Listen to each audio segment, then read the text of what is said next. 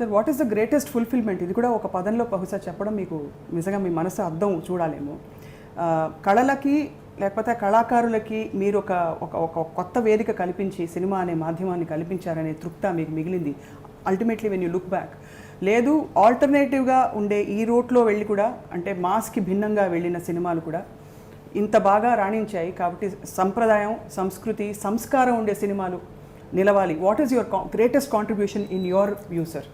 నేనేదో కంట్రిబ్యూట్ చేశాను by being a director నేను ఎప్పుడు అనుకోను. If I have taken a profession as that I have to teach the children to the best of my knowledge. If I am a doctor I have to treat my patients to the best of my knowledge and see their longevity is there. అట్లాగే as a director I got certain things to follow. నేను కొన్ని follow అవ్వాల్సినటువంటి ఉన్నాయని నా నమ్మకం.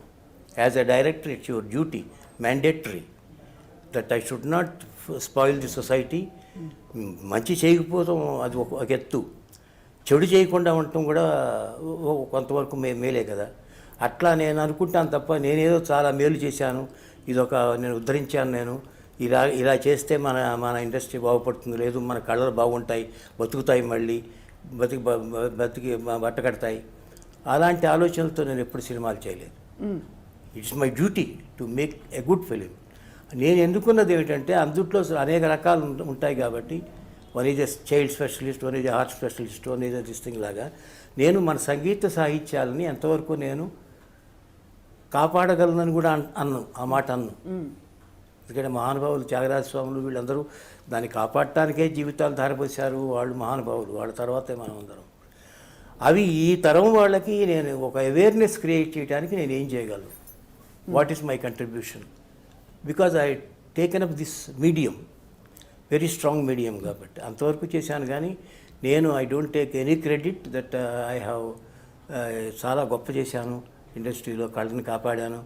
మళ్ళీ నిజానికి మీ అభిమానులందరికీ చాలామందికి ఆ భావన అయితే ఉంది సార్.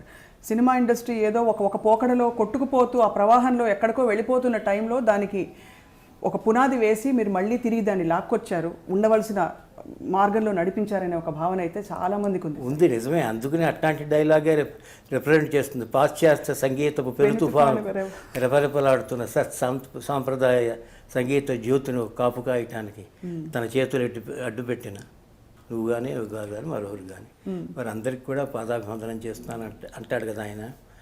అట్లాగే మనం చేశాం, కానీ మనం చేసినందువల్ల మనకు పాదాభివందనం చేయమని కాదు.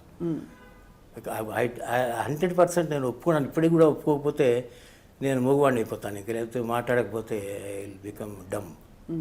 కాబట్టి నా వరకు నా బుద్ధి మేరకు నేను నిజంగానే చేశాను.